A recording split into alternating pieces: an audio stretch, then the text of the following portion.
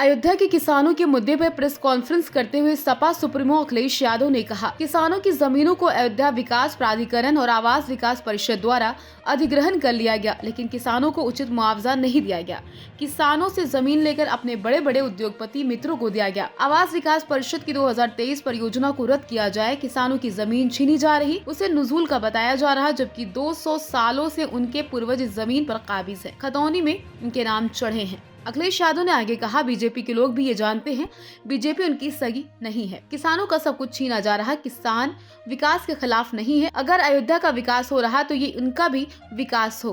अयोध्या की दुनिया भर में आस्था है। इन किसानों को सर्कल रेट बढ़ाकर 6 गुना मुआवजा मिलना चाहिए। मिल्कीपुर उपचुनाव पर बोलते हुए अखिलेश यादव ने कहा, ये उपचुनाव पारदर्शी। मिल्कीपुर में भी इनके पैर उखड़ने जा रहे। बीजेपी को हराने के लिए किसान तैयार, युवा तैयार, महिलाएं भी तैयार है। 4 पीढ़ियों से लोग खेती कर रहे हैं। 100 साल, 120 साल, 150 साल से खेती कर रहे हैं। यही खेती इनका जीवन यापन है। किसी का अमरूद का बगिया है, किसी की खेती है, कोई गन्ना की खेती करता है, उसी के द्वारा इनका जीवन यापन होता है इन किसानों का।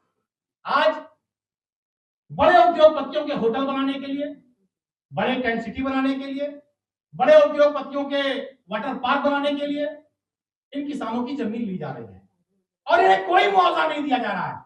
ये कहा जा रहा है कि जमीन सरकारी है, नजूल है। अयोध्या से आए हुए हम अपने सभी किसानों का धन्यवाद और आभार प्रकट करते हैं।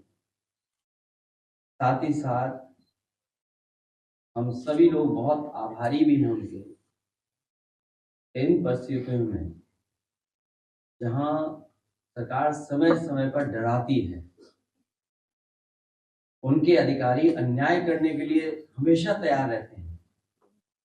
उस समय किसान समाजवादी पार्टी और हम पर भरोसा कर रहे हैं। मैं अयोध्या वासियों का और खासकर किसानों का बहुत बहुत धन्यवाद और आभार प्रकट करता हूँ।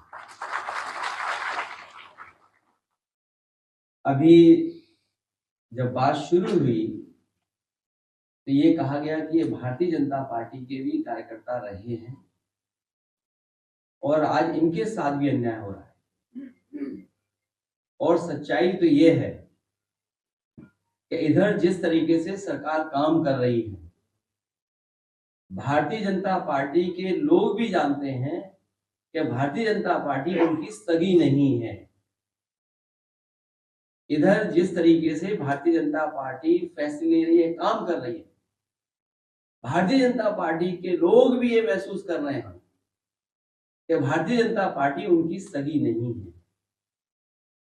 और मैं एक उदाहरण नहीं, कई उदाहरण दे सकता हूं। जो हमारे किसान यहाँ पर आए हैं, इनका तो सब कुछ छीना जा रहा है। दादा परदादा से, वर्षों से ये खेती बाड़ी करते आए हैं, अपना घर मकान बना लिया, रजिस्ट्री हो गई है, बहुत सी अपने परिवार मिलकर के रह रहे हैं, लेकिन सरकार जानबूझ करके इनकी जमीन छीनना चाहती है।